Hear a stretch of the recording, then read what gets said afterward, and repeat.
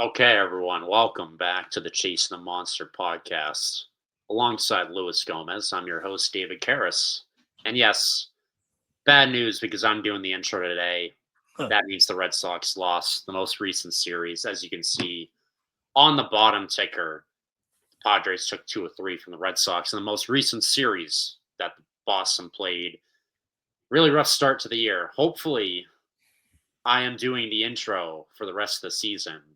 But I for wouldn't. now, I'm doing it today, and yeah, we got to talk about another bad series for the Red Sox. So before we get into anything um, more specific, Lewis, how are you feeling after these most recent 3 games? I know you're taking these losses pretty hard. Well, I'm gonna be honest with you. I'm a person that I give. I know they're struggling, and the world's not gonna end. I know we're gonna figure it out, but at some point, man, like it's really disappointing seeing all the struggling. Like you know what I mean?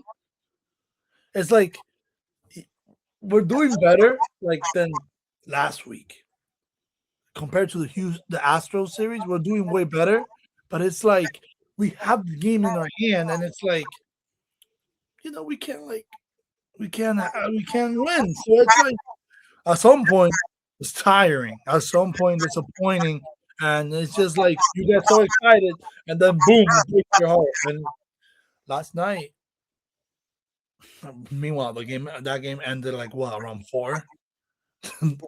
I went to sleep at 5 and woke up the next day. Like I was the one who received that beating for some reason. Not even Cora. I think yesterday's game was the most frustrating one for sure. Blowing a 4-run lead, putting up 6 runs. This offense finally found a way to put up 6 runs, and it still wasn't enough to win. So I'm with you right there. Yesterday was the most frustrating one for sure. And we tied the game. Dude, here comes Yoshida. Boom, ties the game. The very next pitch we pitched. Then the very next inning, but here we come after tying the game. Boom, see ya. First hitter. It's like, damn, bro. Damn. So we're gonna do what we do all the time and go game by game. Starting with game one, which was the home opener. I did not get a chance to watch it, but how were the festivities for the home opener, Lewis? I know they honored the 1986 team. Did it seem like the crowd was into it? Do you think they did a good job with the pregame stuff? Being honest with you, I feel like I saw the game from the phone. I'm sorry. I saw the game from the phone, and I still watched it, but it's also hard driving at the same time. But I, You were I driving. yeah, Jeez. driving every Watching time, and driving. every red line, every red light. But how can I say it? Like I put the game exactly when it started. I couldn't see like the pregame, like when Dervin got. All I remember is when Dervin got his first hit. I started singing. I was started. You already know what I started singing. You want me to Yeah. tell people? I mean, you can sing a second of it, but we can't go any long. If you want to sing like 2 seconds of it, you can do that. Any longer, I think we get copyright strike. But if you want to sing, go for it. I'll get Well, you got like 6 or 7 seconds. I started when he got the first hit and first RBI. I literally let my phone drop in the floor. And I'm like, praise the Lord. I don't know the rest of the. I just know that part. Praise the Lord. And that's what I literally said. I'm like, if he got a hit, we're winning. I know we're winning because he's the one who's struggling the most. And if he, the person that's struggling the most got a base hit, we definitely winning. And I saw him so hyped up. But yeah, I saw the whole game. Um, I feel I don't know, man. There was a lot of crazy stuff in that game one. Wilson Contreras, you saw when he got walked, like that confident, like bro, that would have been so embarrassing if that pitch would have been a strike. Right. Bro, he does a backflip. He's like, no, that's a ball. I know it's a ball. I'm challenging that. Like, bro, oh my god. I'm like, oh, and because it looks really close, actually, from like the box that the Nesson puts, like that box strike zone. It's like it looks very close. It looks like it's touching from there, and I'm like, bro, this is about to embarrass yourself. And it was a ball. That was even crazier. And I'm Yeah, like, a you know, bat it's a strike zone apparently. a bat flip on ABS is crazy. Maybe we'll see more of that this season. But I Red like that Sox though. Red Sox would win the opener at home 5-2.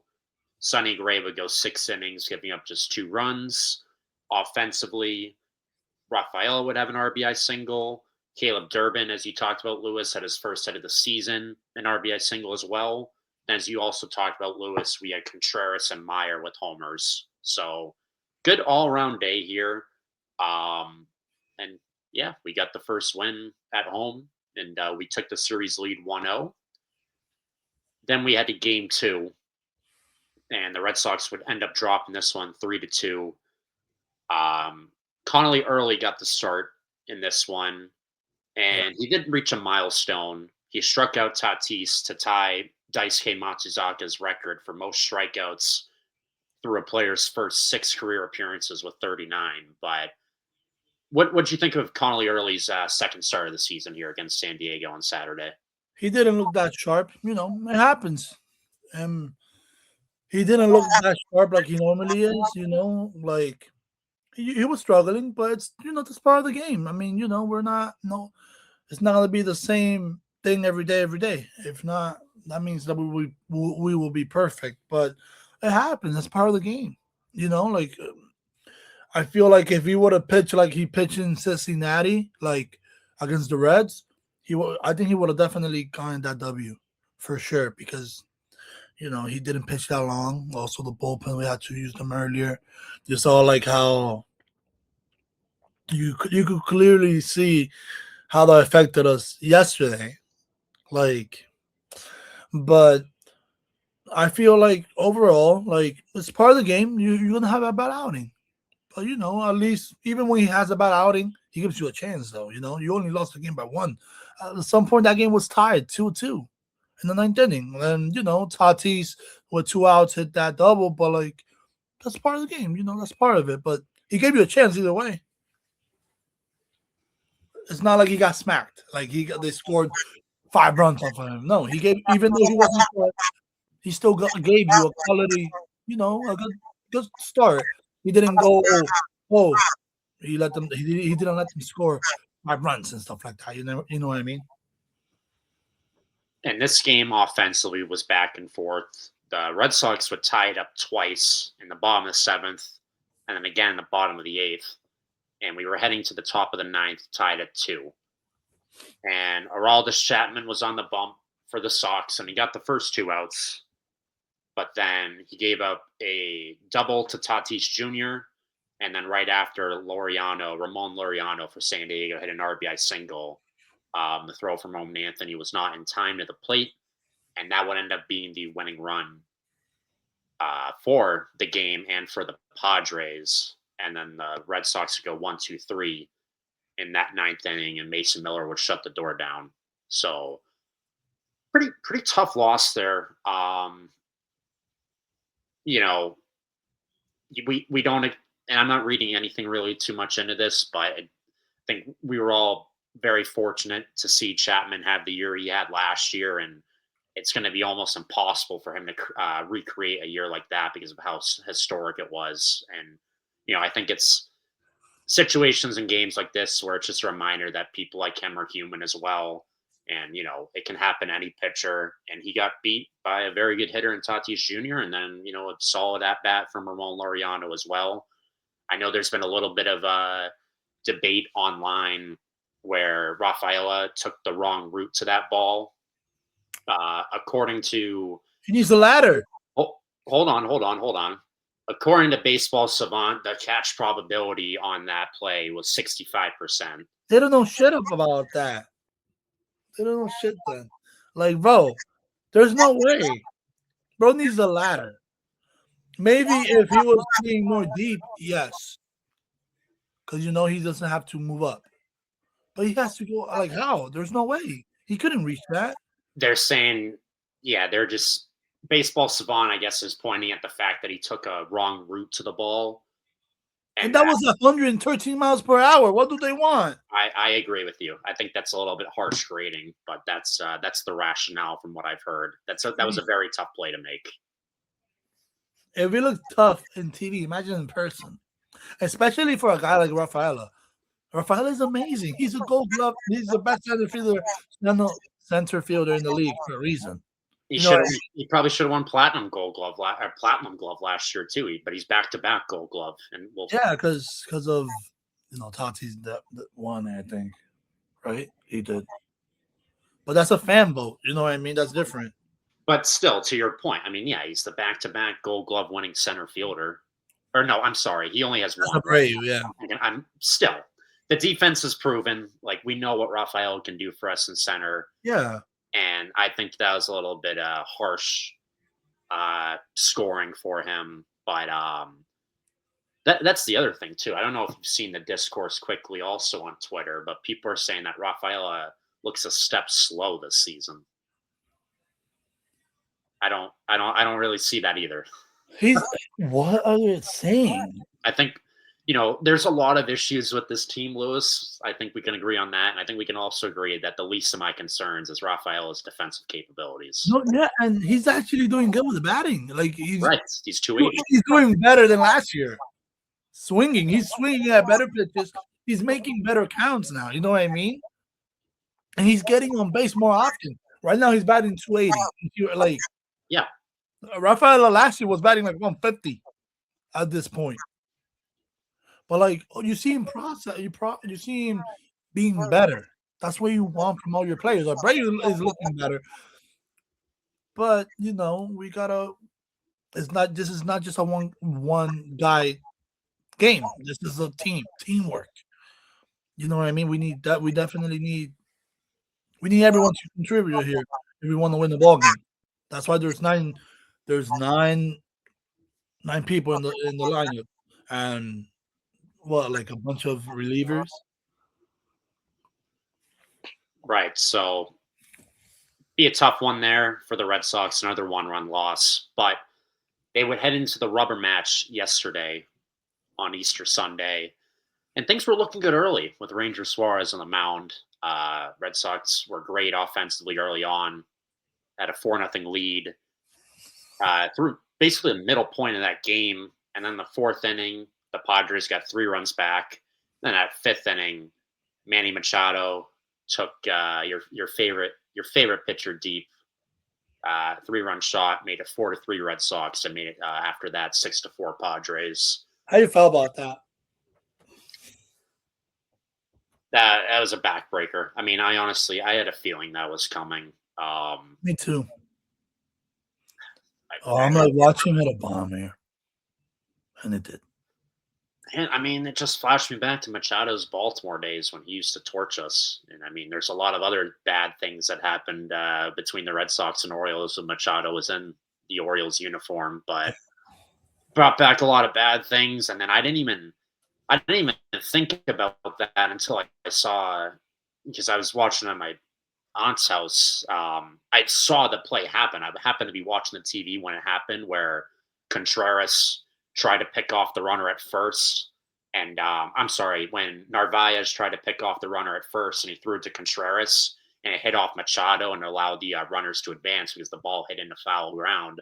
I didn't realize after the game, Contreras was trying to tell the ump that Machado intentionally did that.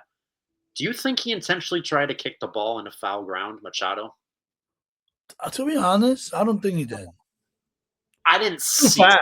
Too fast. Maybe in slow mode, it looks more normal. It looks like it did, but like I just feel like it's too fast. Sometimes you could actually do that by accident. You know what I mean? I think it was purely accidental. Like I don't think he even had the time to Yeah. think, "Oh, I want to do that intentionally." I'm not a Machado defender, but no, I don't think he was intentionally doing that. Well, my relationship with Machado is a little bit different than yours because of the, Fair. you know, I I don't like what he did to Broyle. I'm not a fan of that, but I love what Chris Sale did to him. me too. Me too. That's the one There time I you go. was like, Machado, go sit down, you little. That's the one time I remember. That was like I didn't like him, but he plays for DR, and he did. You gotta pay you at least because I'm Dominican. You know what I mean? There's no reason for you to like him, but for me it's different because he represents DR, and there's a little bit of love there, but that's it. What part of DR is he from? Because I know he was born in Miami. I was wondering that. La Vega. Okay, That's 20 minutes less, 15 minutes away from where I am, where I live. Because La Vega is in Santiago. very So cool. it's like he lives by, there's a lot of like rivers and stuff like that. It's not like the city. Okay, But yeah, it's very nice to be honest. And where he lives in the R, he doesn't live over there, but like, there's like when you walk into his town, there's a picture of him. Like, welcome to, I forgot the name of the town in DR, but it says like, welcome to the town. And it says like the town of Manny Machado. Because over there, they call him Manuel, like where the people who knows him. very cool. Nice little fun fact about Manny Machado for the Chase the Monster faithful. Um, so it'd be 6-4 for a little bit longer, and then Yoshida would tie it up with a hit, making it 6-6. Praise the Lord. And I mean, the outfielders, for all this talk about an outfield jam yesterday, I thought Yoshida, Yeah. Abreu, and Duran had great days yesterday. Oh, yeah. And to be honest, I was about to tell you that. How do you feel about, yeah, I mean, like I said before I asked you this question, yeah, Yoshida definitely looked good. I think he could catch a fly ball, especially in left field. You know what I mean? It's not like that deep for him. And Durant, I always thought like he plays better at center field since 2024, 2020, 24. Agreed. He looked amazing in 24. Rafael is better, but like I don't know, maybe left field's harder for him, at least last year. But I like Durant more in center. He looks more natural, I could say. And Yoshida definitely looks good too. To be honest, recently he looks more faster. You could tell that he's trying his best. But yeah, but what do you think about this situation with Roman Anthony DHing like for 2 days in a row? I mean, my first gut reaction is I'm cringing at us having a 21-year-old be a DH consistently.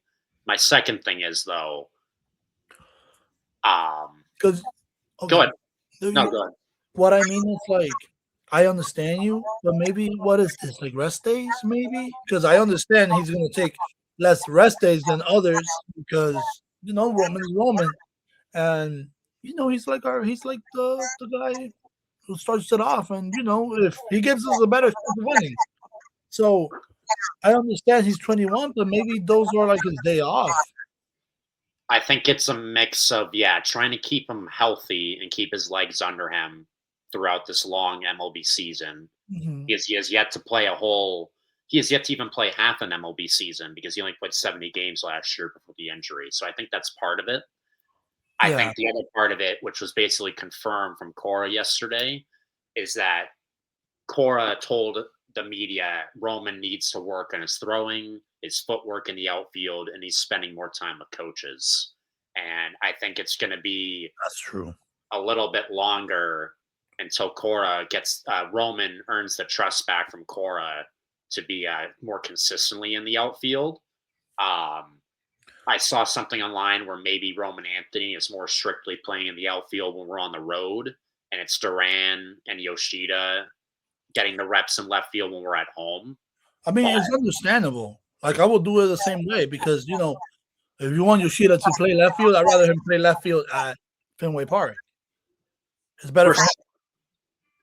I'm all for, yeah. If we could, I'm all for playing Yoshi as much as we need to in left field at Fenway with it being shorter in distance with the green Yeah, monster.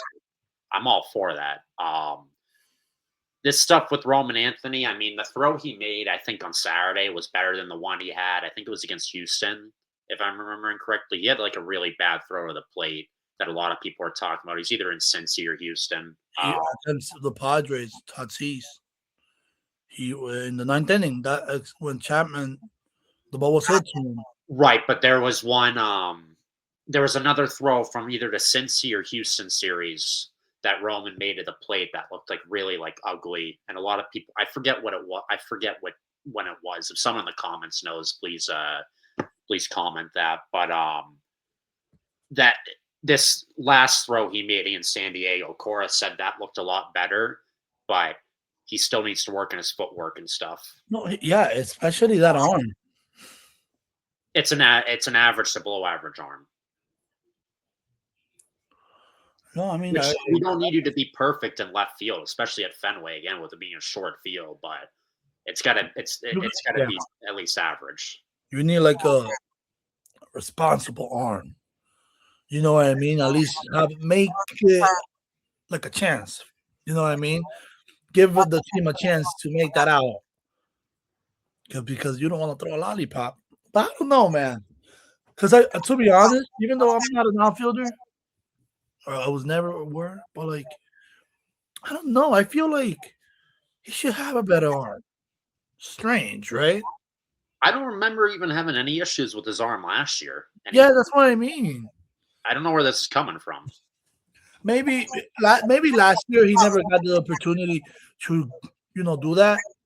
Like go home because he was playing even right fielder. He was being the right. He was That's our what, right fielder, so it's even worse. that's It's what I was even gonna say. deeper. When he first came up, he was playing a lot of right, and the only time I remember him making a boo boo in the outfield was like one of those first games against Tampa where it went under his glove. But I don't His remember first game seeing ever, yeah. But like, I feel like fielding amazing, but the arm reminds me a lot of Jaron Duran a couple years ago that he would throw home and he doesn't look that strong. You get what I mean? right. But So well, that it's was weird. But that's it. it's something to look into as the season goes on. I don't think I'm perfectly fine with him specifically playing left. Like I think we found Roman. If that's going to be his position in the outfield, that makes the most sense because you got to keep Rafael in center. You got to keep Abreu in right. You have to keep the Gold Glovers in the positions they won the Gold Gloves in. Of So course, Roman's especially now Roman, that they're doing even better offensively as well. right? So Roman, Yoshida, and Duran will alternate there. And then when Rafael needs days off, Duran can move to center because, as you said, 100%, I agree. Duran is statistically, a better center fielder defensively than a left fielder. And then, yeah, at some point we gotta give some DA, we gotta put Abreu at DH as well. Right, because he has injury history. Yeah, and he hasn't taken a day off yet. He's been playing right field every day. Rightfully so. I mean, we need all this offense from him, but at some point, yeah, we don't want him to get gassed. So it's a long season. It's a Yeah, 162 game season. So Cora has his work cut out for him managing all that, but I'm sure he'll figure it out. So back to the game though. After the Red Sox tied it up, Jackson Merrill would hit a go-ahead solo home run, making it 7-6, and then they get a sac fly in the top of the ninth, making it 8-6. Then bottom nine, Red Sox couldn't do anything, so the Padres would take the final two games of the series to win it 2-3, and winning again that final game 8-6. yeah. Other than that, some housekeeping news for the Red Sox. Someone we talked about that you were very worried about last podcast, Lewis. Johan Oviedo is now on the injured list. Red Sox are calling it a right elbow strain. Oviedo is going to visit his doctor, the one that did Tommy John on him, and they're going to go from there. Hate seeing that. Um, Hoping for the best with Oviedo, obviously. Not the start he wanted in a Red Sox uniform, but obviously hope this is nothing serious, especially after he just had TJ 2 years ago. And then in other injury news for the Red Sox, Tristan Casas' setback is not as bad as we thought it would be, or is not as bad as fans initially thought it would be. Cora said that actually today, Casas could start hitting from a tee.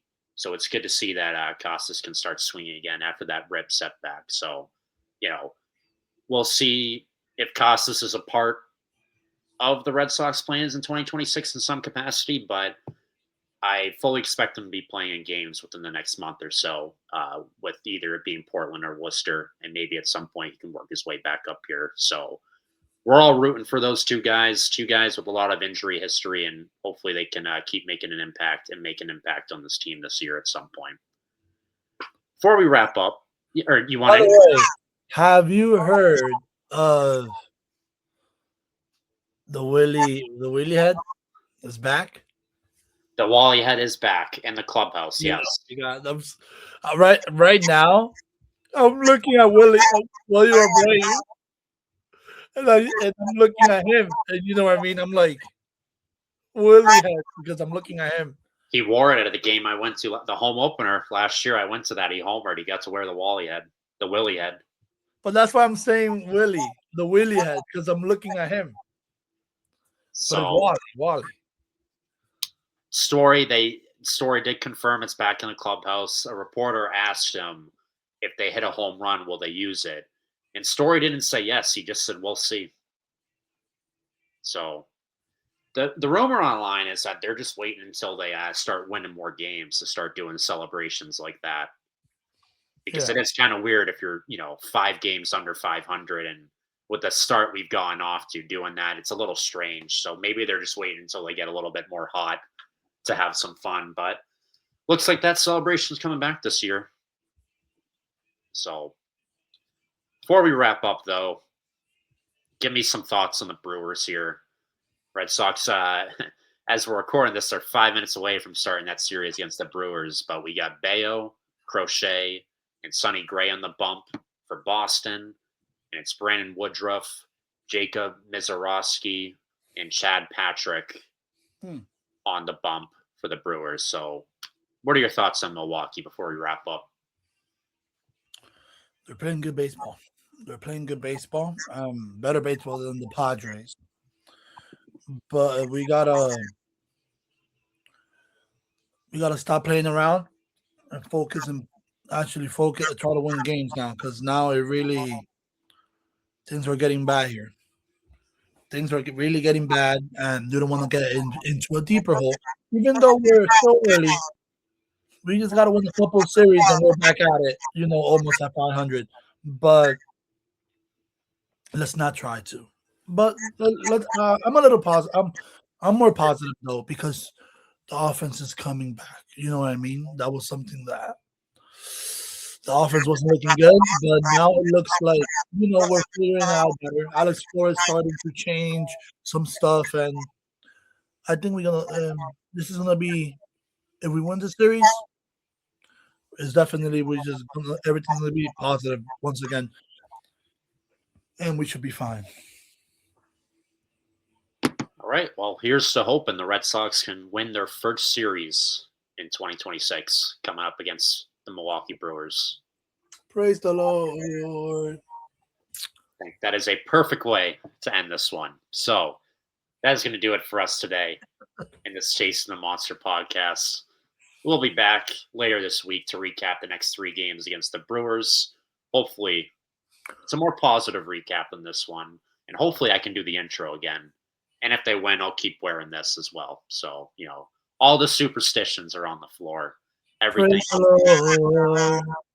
We're throwing it all at the kitchen table. So if you like this video, make sure to hit that like button, subscribe, tell your friends to watch, and we will be back at it again later this week with content. Instagram, YouTube, you know it. Check us out, Chasing the Monster. All right, everyone. Go Red Sox. Have a good night. Talk to you soon. Take care. Peace.